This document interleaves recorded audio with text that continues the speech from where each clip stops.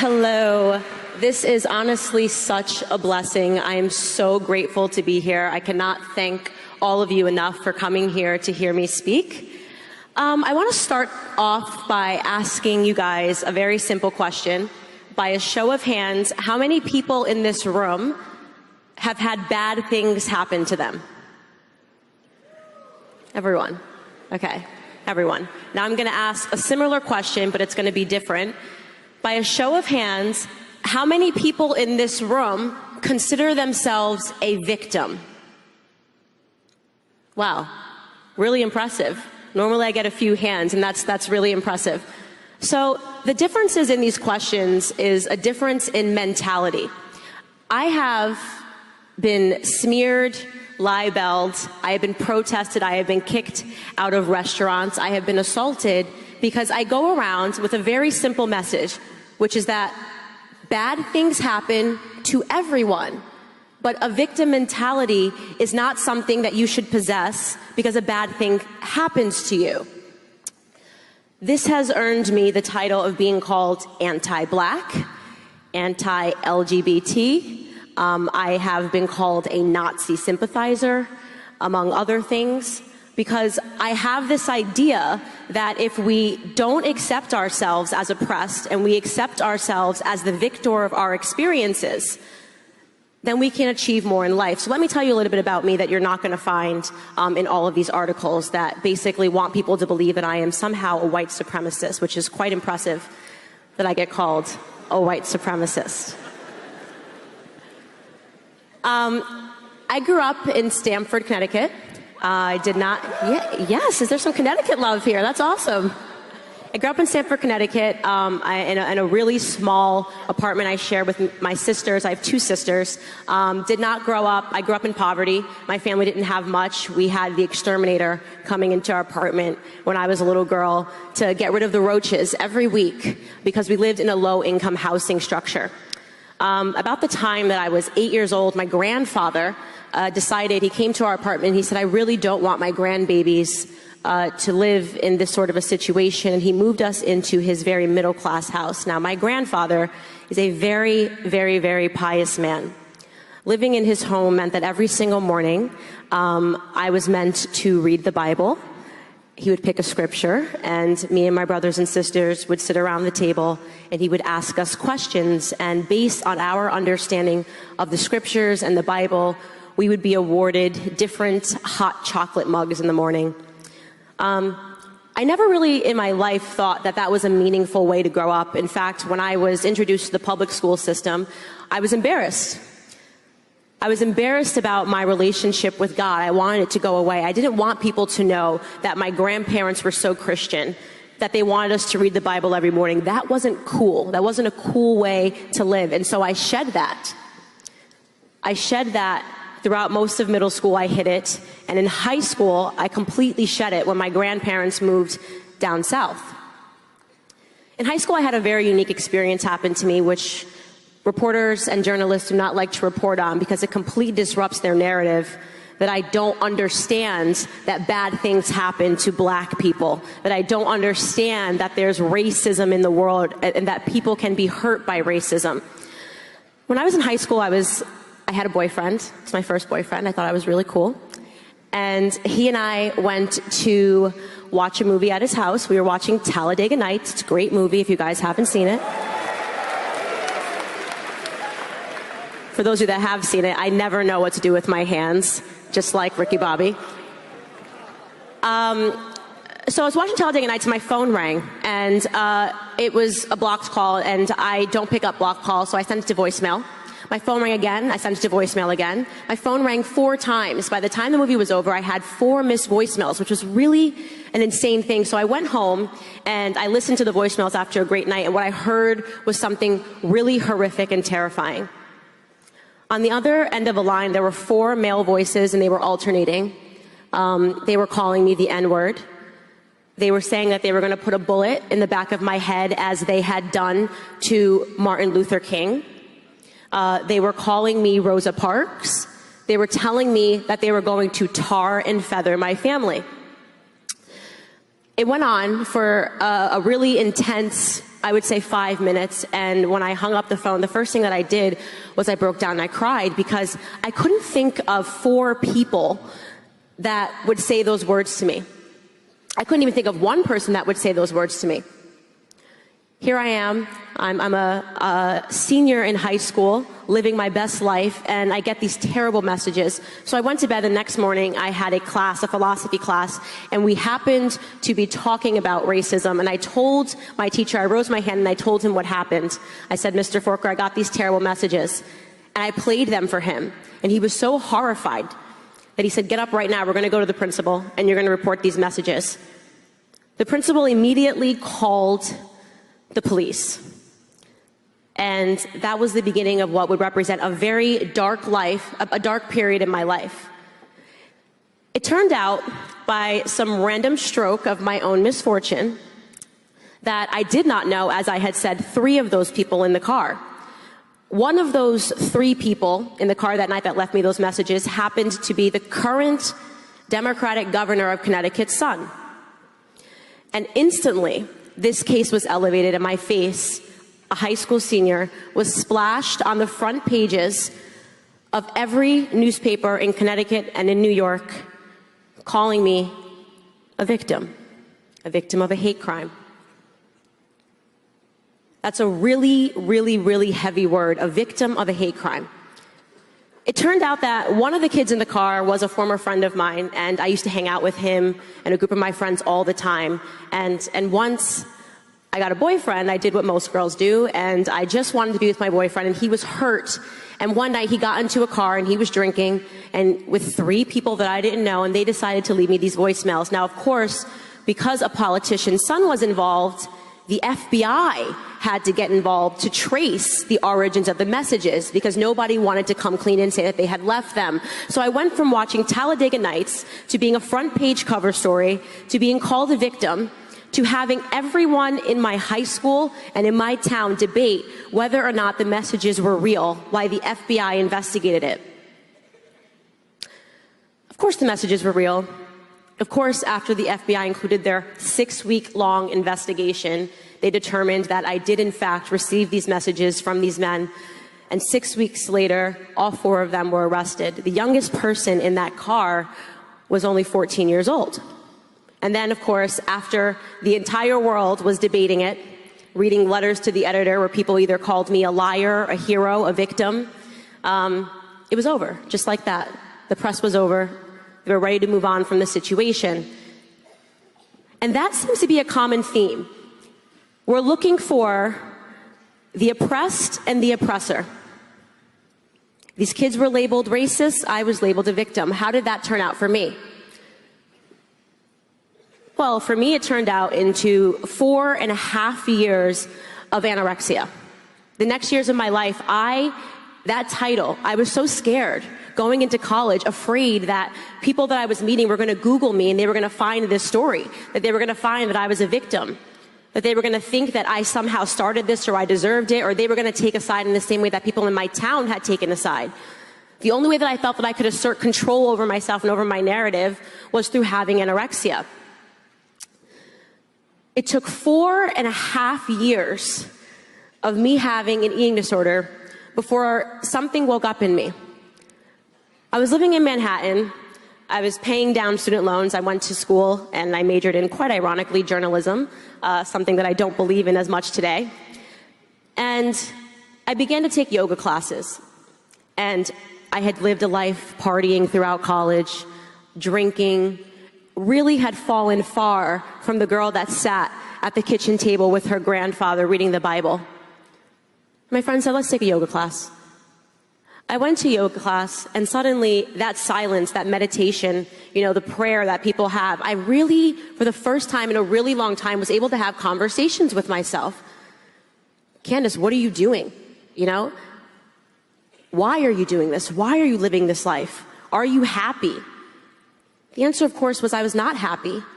I wasn't happy being a victim. I was miserable. I was allowing it to eat me alive.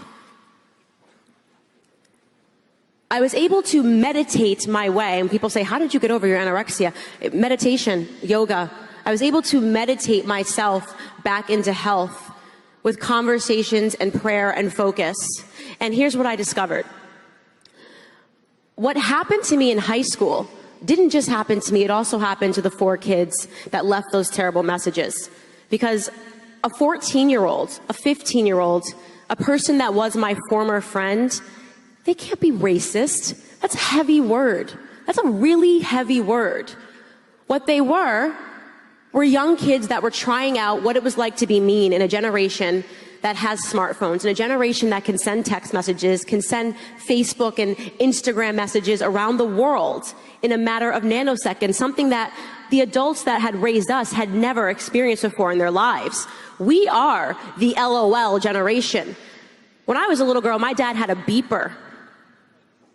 He didn't have Twitter, there was no Facebook, there was no Instagram, and parents and teachers never thought about how that might impact us growing up. When you no longer have to look at someone to just be mean, when you can just say a mean tweet, leave a mean comment. It's so easy in this generation to be mean.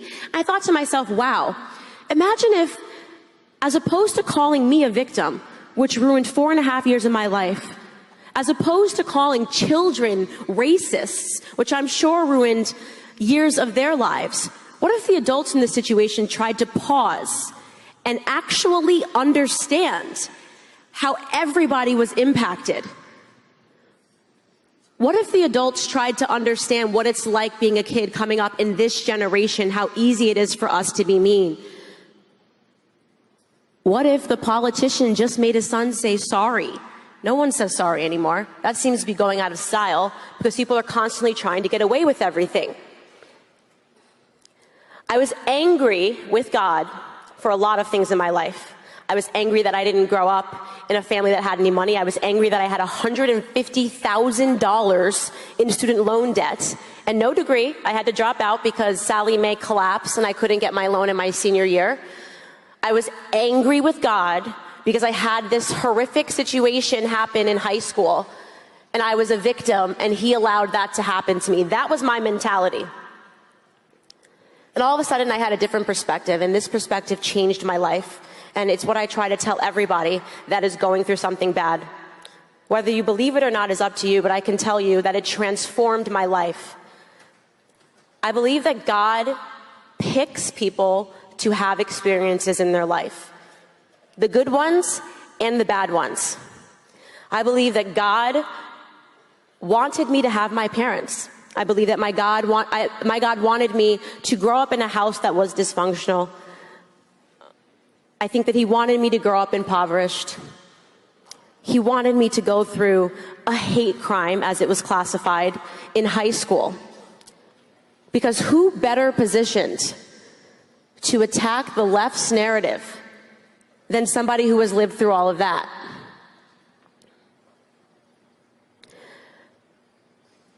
In 2017, in early 2017, I had such an interesting moment. I was still drinking, and suddenly, after a night of drinking, I woke up in the morning and I just broke down crying. It was the most bizarre thing. Nothing happened.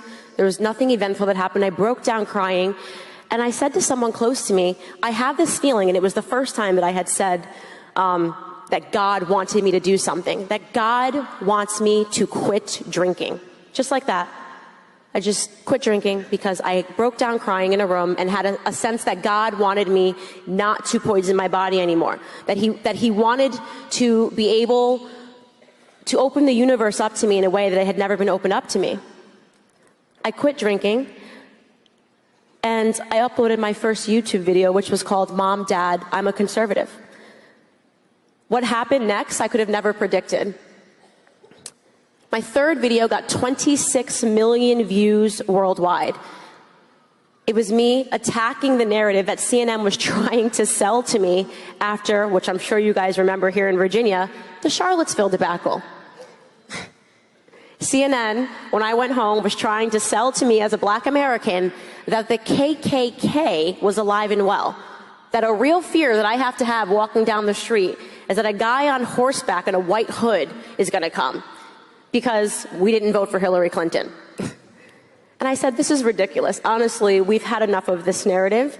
It's time for someone to be a voice in the black community. And I just started ranting. I always call it, what I did for 4.5 minutes was a Kanye rant. I challenged Americans to believe their experiences versus what they see coming out of their TV screens. Because what I see is that I grew up in a country that is not racist. I grew up in a country that is diverse. I grew up in a country that has given opportunities to so many people, including myself, to be able to start from humble beginnings and to use my voice and to be able to share it. And tell me, in what other country in the world do people have those sorts of opportunities that they could flip open a laptop, Kanye rant for 4 minutes, and reach 26 million homes? I attack a lot of narratives on TV. I'm sure for those of you guys that follow me on Twitter, you see that I'm going after, I go for the jugular a lot about tons of things. I speak out against feminism because it's not feminism. What's happening today is a radical form of a woman's movement. The idea that we don't need men, that men are always and constantly, once again, the oppressed versus the oppressor. I have news for people that do identify themselves as feminists. Men are not dropped off by the stork. They are born. We are the people that have to carry men for 9 months. They are our little boys, they are our sons, they are our husbands. The idea that somebody can live a life in the way that Brett Kavanaugh has lived his life, and to have what has happened to him over these last couple of weeks happen to him, should terrify everyone. This country needs due process, but beyond that, this country needs women to find their voices and to fight for our men. Because what is happening right now is a cultural war on men.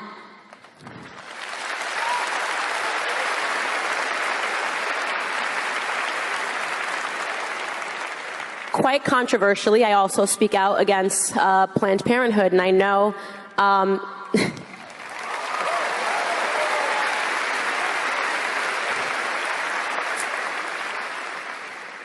in school I learned that choice was good. The word choice is good. The left is incredibly good at linguistics. Planned Parenthood. That sounds nice. I want to plan my parenthood. But in reality, they're murdering babies. Choice. Choice is good. I want choices. But in reality, one of those choices is to murder. When I looked into Planned Parenthood and the history of eugenics and the fact that it was founded by a woman who quite literally said that black people need to be exterminated like weeds. When I looked into the numbers and I understood that 900 black babies are aborted every single day, and yet CNN wants me to pay attention and be upset and enraged and to boycott and to protest for the 16 unarmed black men that are shot and killed by police per year. No voice for the 18 million black babies that have been ripped from the wombs of their parents since 1973. That's acceptable. They branded that as okay murder. That is the focus that I try to deliver to the black community, to understand that our population growth has stagnated. And it is due to the fact that we are being taught to murder our children.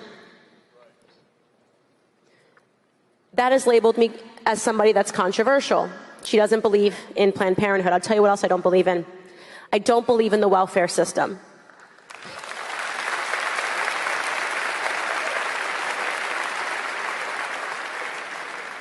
You know, I make strong statements and I say that I don't believe in the welfare system because look at what it has earned people that have gone onto the welfare system.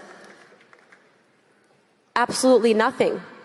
Since LBJ put in place the Great Society Act, which he referred to as the N-word bill, it has completely decimated our communities. A question that I always ask myself, and I've had this conversation with my partner Charlie Kirk, is why is it that the left mocks God? It's a weird thing. Like, there's a lot of things you can make fun of, but it's very weird when you start making fun of Jesus Christ and that becomes normal. When Joy Behar is just openly mocking Christians on The View. When they're openly mocking the fact that our Vice President Mike Pence has respect for his wife and believes in Jesus Christ. Why would they do that? The welfare system is an interesting study as to why. My belief is that the left wants to grow government. It wants government in many ways to replace God in people's lives. It wants people to turn to government for solutions, for every solution. Someone had told me that, hey, Candace, the argument for pro-choice is that Planned Parenthood also does a lot of really great things, and I'm sure that's true. They supply birth control pills, and they conduct mammograms, and women can go there for other health concerns. And I say that's really great, but they're also murdering people. There's no justification for murdering people. How do we get to a point in society where people understand the value of a human life? If we don't have people boldly and courageously standing up and speaking out against these systems, which are meant to make us place so much faith in the government, so much faith that the government can fix all of our issues, so much faith that the government understands how many human lives are worth being born. How do we reverse that? Every single person in here, I believe, has had a series of experiences that are prompting them to do something great in this world. At the moment that you believe in yourself, at the moment that you get back to your center, that you align yourself with the universe, with God, the universe will open itself up to you. It certainly did for me. Maybe not every person is going to do what I did. Maybe not every person is going to quit their job and decide they're going to make YouTube videos. But make no mistake, there is a cultural war happening, and every single one of you can do something and participate in it in some regard. My focus obviously has been on presenting a new perspective to the Black community. I think we are in desperate need of new voices in the Black community. We are in desperate need of somebody that will stand on a platform and say, hey, it's actually not cool to be a victim. There's no value in being a victim. You win no awards for being a victim, unless you're Colin Kaepernick.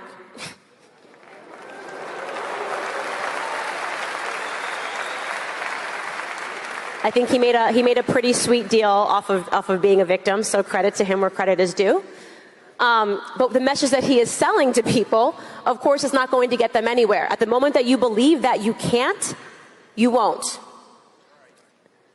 At the moment that you believe that you can, you will. Why is that controversial? Why wouldn't the left want to tell the truth about me? That I stand on a stage and I tell people all across the country that I believe in them. That's what I'm saying. Every time I stand on a stage in a room, at a university, at a college, I say, hey guys, I believe you. I believe in you. You can do it without government handouts. You can do it based off of good ideas. You can do it based off of hard work. You can do it with Jesus Christ.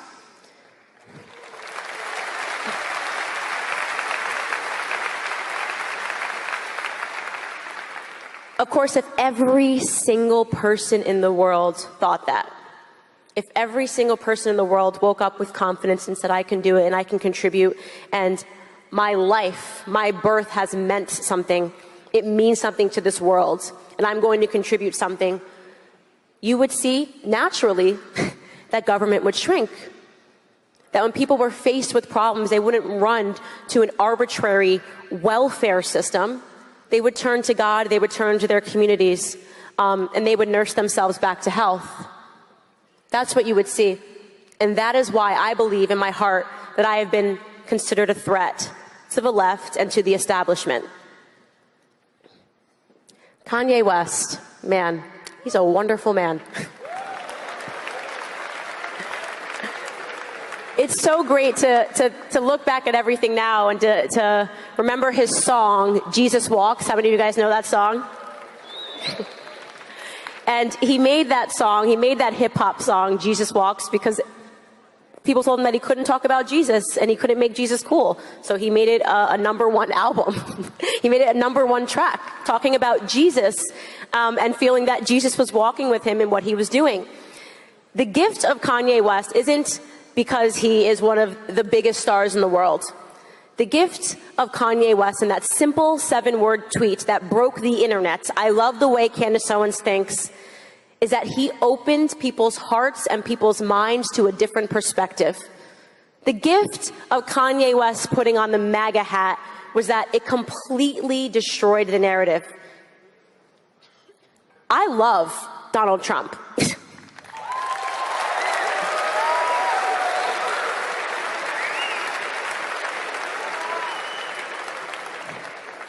First and foremost, he's pointedly hilarious. I actually genuinely feel bad that there are people that are not enjoying Donald Trump in office. I don't understand how they don't understand how hilarious President Donald Trump is. Aside from that, he's an unbelievably strong leader. To stand in the face of the entire United Nations assembly yesterday and to say that America will be governed by Americans and not by globalists.